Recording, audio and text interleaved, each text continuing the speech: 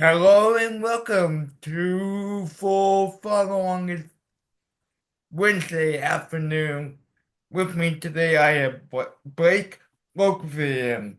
How you doing? Great, it's a pleasure to be here. Yeah, so for starters, please tell us a little bit about your racing career and how you got into racing. Yeah, so I don't come from a racing background, a racing family at all. I kind of just dumb luck fell into racing, fell in love with it, and at a young age, I saw NASCAR on TV, just instantly fell in love with just the cars.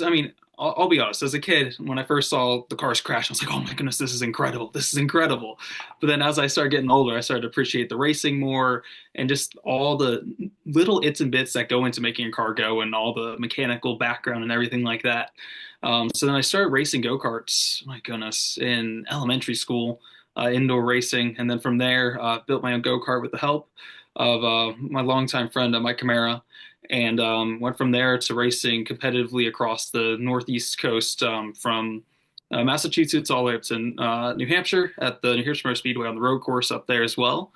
And then from there in 2019, I got into the NASCAR Drive for Diversity program, raced with them for a couple years in the Legends division in the summer shootout. I had a couple pretty good years there, and then from there did some late model stock racing. Did the ARCA test at Daytona in 2020, and then to have my truck debut as well that year. Or yeah, 2021, 2020 or 21. I had my truck debut at Martinsville, and then after that, we're about here. Yeah. So what what do you like about racing football? Mhm. So for me, there's just a certain thrill.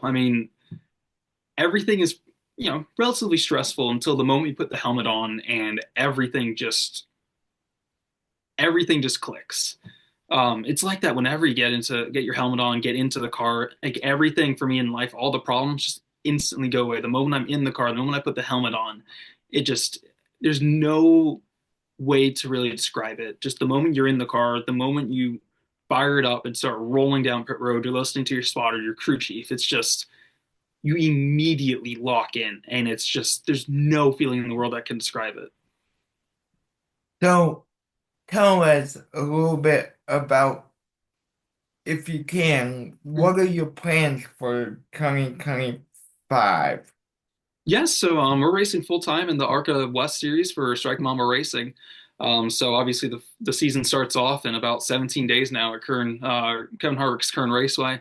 So I'm excited to do that, and then obviously the combined race at Phoenix, and then from there we go to Tucson, Colorado, back to Kern, Sonoma, Tri Cities, Portland, All American, Madera, Vegas Bull Ring, and then we ran out the season at Phoenix in November. So it's a relatively long season. We have 12 races on the schedule, so I'm really looking forward to it. And this will be, I mean, most if not all these tracks. I've only been to Phoenix of all those tracks on the schedule, so one of all those tracks I've been to in person. So it's going to be a pretty interesting learning curve for showing up to some of these racetracks and just keep getting right in the car and go. So. Yeah. So tell us, do you have any other plans that you can announce Mhm. when you are on full throttle here today?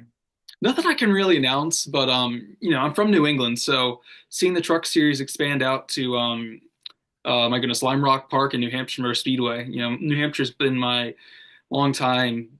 It's been my goal ever since I was little to race on the big track. So, we're working on some stuff there to race at New Hampshire. Working on the funding. Obviously, that's a huge part of motorsports these days. So, working on the funding, and I love road courses. So, obviously, seeing Lime Rock on the schedule is just incredible. And the fact that they were able to keep that a secret, I had no clue they were racing there until the schedule came out. And I was just in complete shock that Lime Rock is on the schedule. So, I'm really excited for that race, and I hope to be behind the wheel during that race.